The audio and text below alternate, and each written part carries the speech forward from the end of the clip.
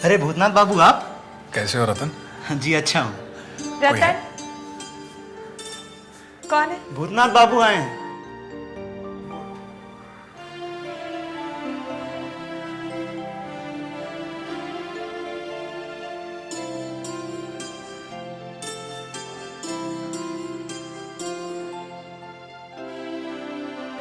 कैसी हो जबा?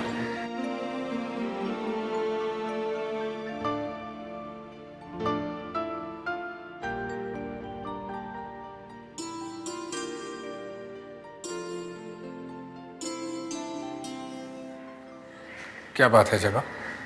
मुझे आपसे ये उम्मीद नहीं थी। मैं समझा नहीं। आइए मेरे साथ।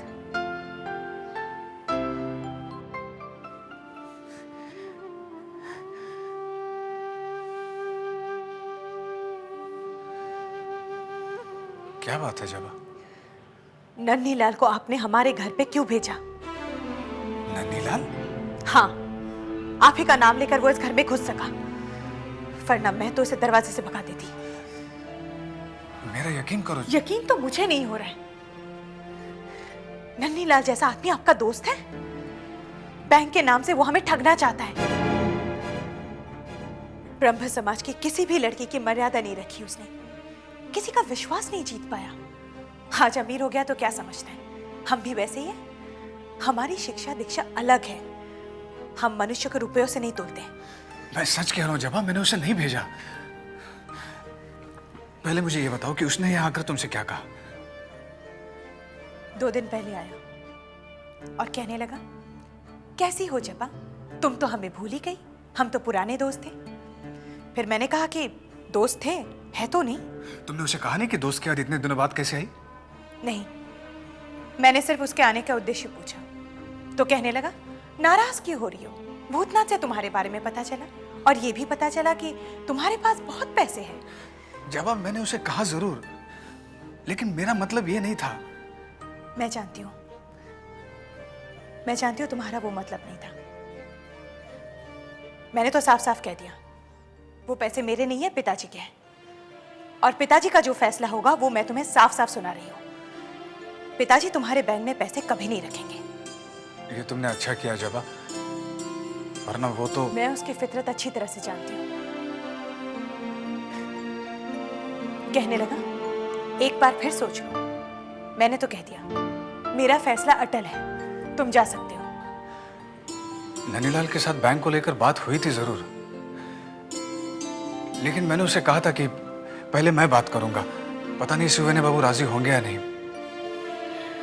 लेकिन वो खुद यहाँ चला आया। मैं समझती हूँ तुमने ऐसा कुछ सोच कर नहीं कहा होगा, लेकिन जरा सोचो, अगर पिताजी ये सब सुनते तो तुम्हारे बारे में क्या सोचते? जवाब, मैं बहुत शर्मिंदा हूं और तुम्हारा एहसानमंद भी हूं कि तुमने सुवेने बाबू से बात छुपा कर रखी, वरना मैं जिंदगी भर के लिए उनसे नजरें नहीं मिला पाता।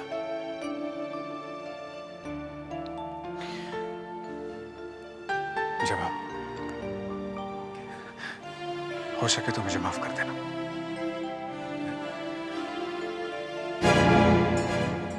जबा, भूतनाथ बाबू कैसे हैं आप? जी ठीक हूं। जबा, मुझे तुमसे कुछ जरूरी बातें करनी थी, जरा बाहर आओ। जी रहने दीजिए, मैं चलता हूं, आप लोग यहीं बातें कीजिए। नमस्ते। नमस्ते। नमस्ते।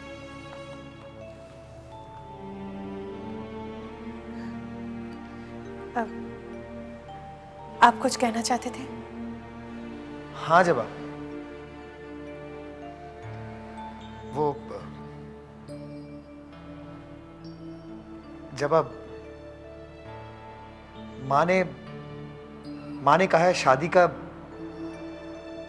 अगले महीने बहुत अच्छा मुहूर्त है। वैसे सुविनय बाबू से भी मैंने बात कर ली है, उन्होंने इजाजत दे दी है, वो बहुत खुश है। बस तुम्हारी इजाजत चाहता हूं।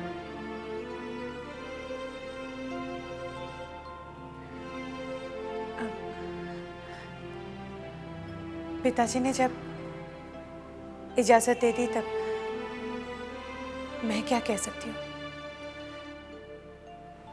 पिताजी की खुशी में ही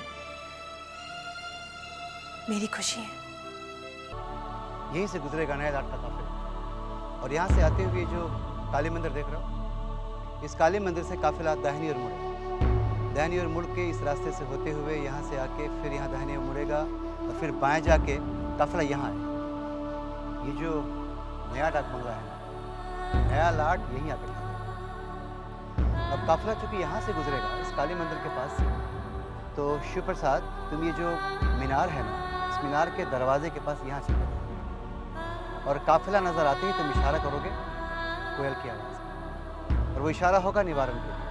निवारण तुम यहाँ छिपे रहो इन झाड़ियों के पास। इशारा पाते तुम चौकन्ने हो जाओ, ठीक है ना?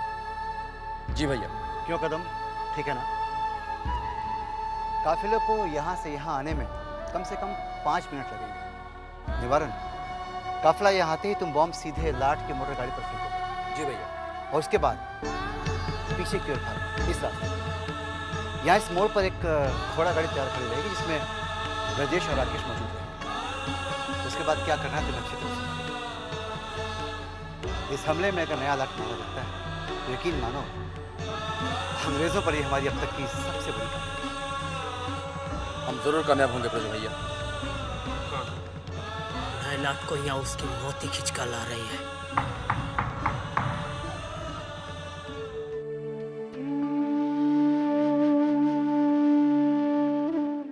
क्या बात है?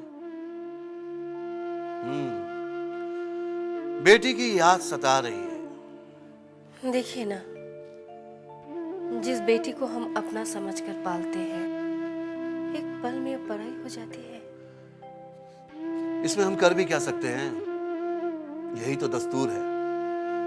वैसे तुम्हें तो खुश होना चाहिए, तुम्हारी बेटी इतने बड़े जमींदार के घर में ब्याही है। वो तो ठीक है, लेकिन अंदर ही अंदर एक डर हमें खाया जा रहा है।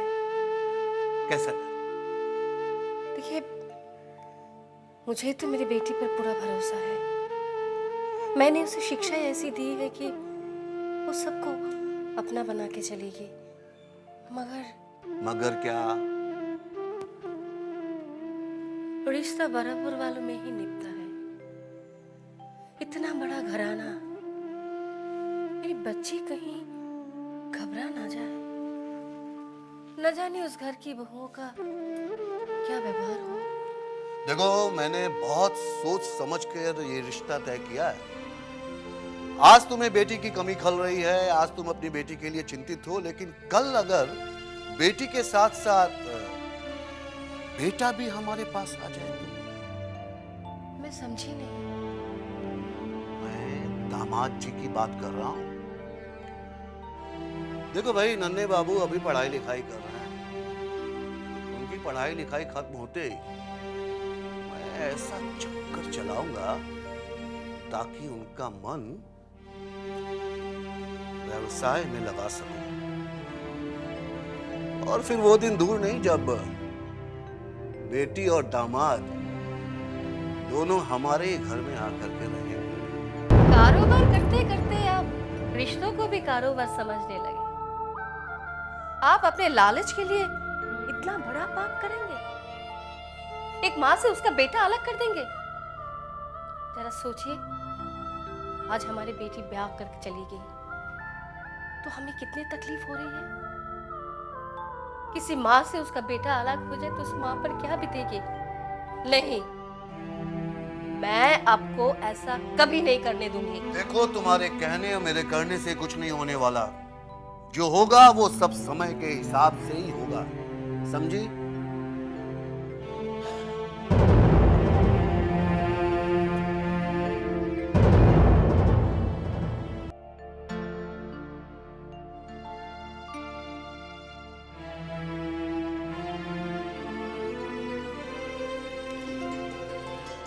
प्रणाम मजदे बाबू। मुझे खबर मिली थी कि आपने मुझे बुलाया है। अरे आइए आइए। लेकिन क्षमा करिए, मुझे आने में थोड़ी देरी हुई। नहीं नहीं, कोई बात नहीं, बैठिए। जी धन्यवाद। कहिए, कैसे याद किया आपने मुझे? काम तो बाद में होता रहेगा ब्रिज बाबू, पहले चाय लीजिए, नाश्ता लीजिए। अरे लोचन, जी नहीं ठीक है। बताइए ना कैसे याद किया आपने मुझे? काम ऐसा था कि ये जो हमारी नई बहू है ना चारुलता, इसको थोड़े तौर तरीके सिखाने हैं। सीख जिसे कहते हैं, शिक्षा, और वो सिर्फ आप ही दे सकते हैं। जी ये तो बड़ी खुशी की बात है। मुझे भी मुफ्त की तनख्वाह लेने में बहुत बुरा लगता था। ऐसा क्यों समझते हैं आप? बड़े बाबू ने आपको हमेशा इस हवेली का सदस्य समझा है, हम भी वैसा ही समझते हैं। ये तो आप लोगों का बड़प्पन है मजली बाबू कि आप लोग मुझे इतना सम्मान देते हैं, वरना बस नई बहू को इस हवेली के लायक बना दीजिए। उसको बड़ों का अदब करना सीखना है, आदर करना जानना है, हवेली के तौर तरीकों से वाकिफ होना है। और ये सीख सिर्फ शिक्षा से मिलती है, और ये शिक्षा सिर्फ आप ही दे सकते हैं। बहुत अच्छी बात है, ये तो बड़ी खुशी की बात है। मैं आज शाम को ही आ जाऊंगा। तो मजली बाबू अब मुझे अनुमति दें? नहीं, चाय नाश्ता लेके जाइए। नहीं फिर कभी। मैं जरा जल्दी में। प्रणाम।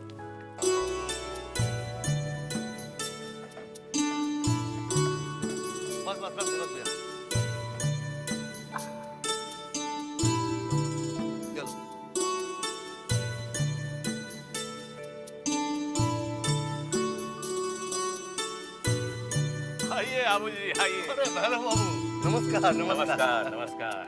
मैं क्या देख रहा हूँ? न मोटर गाड़ी न बग्घी, सीधे हाथ रिक्शे से। ट्राम से आया? हाँ, ट्राम से आया और स्टेशन से फिर रिक्शा कर लिया। रिक्शा कितने पैसे लगे? यहाँ तक आने में 3 पैसे खर्च हो गए, और अगर मोटर गाड़ी से आता तो 10 पैसे तो पेट्रोल के ही लग जाते। चलिए 7 पैसे तो बच गए। बात पैसे बचाने की नहीं है दत्त बाबू, बात है इज्जत की। अब देखिए, अब कितनी परेशानी होती होगी ट्राम में सफर करने से, नहीं? और फिर लोगों से सट के बैठो, और फिर किसी पहचान वालों ने पहचान लिया तो गई इज्जत। नहीं? अरे मजले बाबू आइए। नमस्कार मजले बाबू। कहिए भैरव बाबू, क्या बातें हो रही थी? वो मजले बाबू ट्राम को लेकर कुछ बातें कर रहा था कि लेकिन हमारे कान तो कुछ इज्जत की बात सुन रहे थे। मैं कह रहा था कि मोटर गाड़ी से आने में इज्जत है, ट्राम से नहीं। आपने मोटर गाड़ी खरीदी मछली बाबू? खरीद ली है, अभी कुछ ही दिनों में विलायत से आ जाएगी। दामाद जी उठ गए क्या? लोचन जी हुजूर। जरा देखना तो नन्हे बाबू बैठक में आए कि नहीं। जी हुजूर। आप जाइए। अच्छा जी। पक्का कंजूस है, हाँ? परेशानी उठा लेगा लेकिन 7 पैसे खर्च नहीं कर सकता। दफा कीजिए भैरव बाबू, बड़ी माँ ने बात कही, हमने निभा दी, अब हमें इससे क्या लेना देना? सही कहा। मछली बहु रानी, मछली बहु रानी। अरे बाबा रे, सांस ले ले। अब बोल। वो आ गए। कौन आ गए रे? अरे वही जिनके पुरखे कुछ साल पहले घुटनों तक धोती पहनते थे वो। तो बड़ी दीदी की समधी की बात कर रही है? जी जी। कहाँ है वो? वो अपने दामाद और बेटी के साथ बैठकर खानाफोसी कर रहे। अच्छा।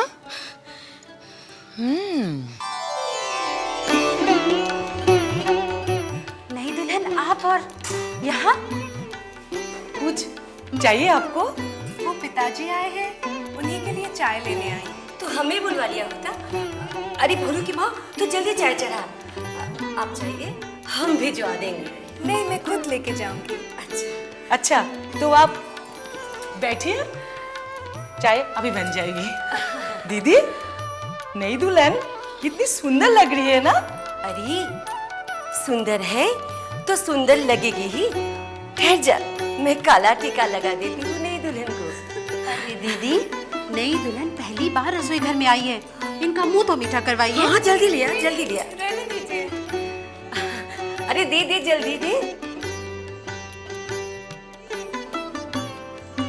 लो, मिठाई खा लो। अरे भोलू की माँ, तुझे याद है शादी से पहले नई दुल्हन इस हवेली में आई थी तो कितना अच्छा लगा था। हाँ दीदी, कितना उछल कूद रही थी, है ना? यहाँ से वहां तक पूरे हवेली में दौड़ रही थी।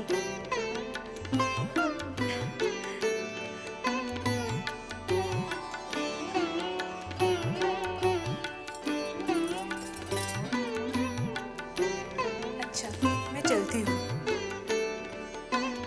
बस बेटे, तुम अपनी पढ़ाई लिखाई पूरी कर लो। लाखों का कारोबार है मेरा, और सच कहूं तो अब उतनी मेहनत होती नहीं है मुझसे। सब कुछ तो तुम्हें ही संभालना है। लीजिए, आपका नाश्ता आ गया।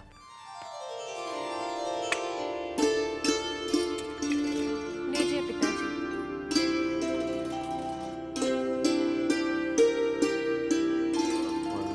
मैं कह रहा था कि कोई निजी नौकर नहीं है तुम्हारा? जी था, शशि, मगर मैंने उसे निकाल दिया है। छोटे बाबू का नौकर है ना बंसी, उसका एक भाई है, सोच रहा हूं उसे ही रख लूं। नहीं नहीं, उसे रखने की कोई जरूरत नहीं। मेरा एक वफादार नौकर है काशी, उसका छोटा भाई है, मैं उसे ही भेज दूंगा।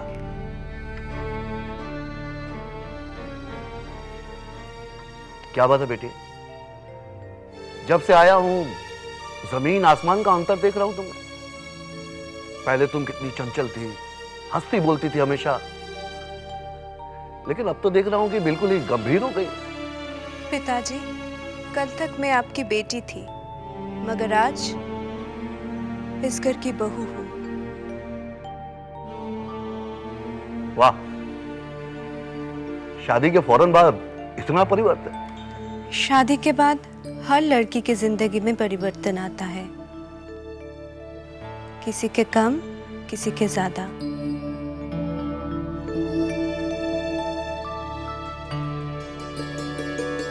प्रणाम बड़ी माँ। हाँ हाँ ठीक है। ये कौन है तेरे साथ? बड़ी माँ, गिरी को तो नौकरी से निकाल दिया गया है। मझले बाबू ने कहा था एक नई दासी लाने को, सो मैं ले आया हूँ। इसका नाम लक्ष्मी है। प्रणाम बड़ी माँ। ठीक है, अब तू जा।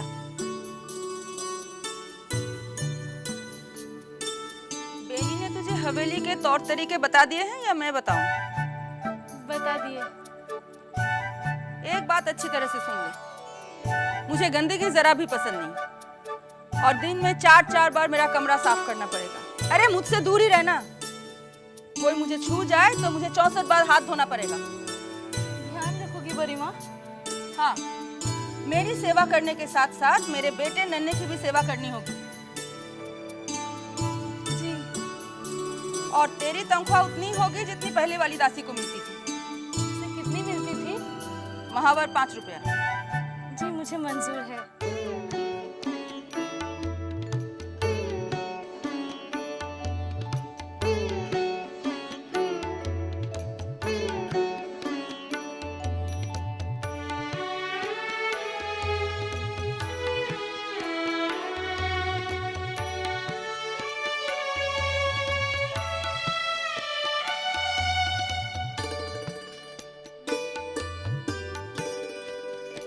अरे मास्टर जी, आप आ गए? हाँ।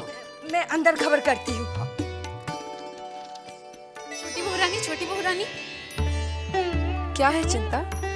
आप मास्टर जी से पढ़ने का कह रही थी ना? हाँ हाँ, वो आए हैं क्या? जी हाँ, वो नई दुल्हन को पढ़ाने आए हैं। आप जाएंगी ना? हाँ हाँ जरूर जाऊंगी, मैं तैयार होकर आती हूँ। कहाँ पर पढ़ा रहे हैं? बैठक में।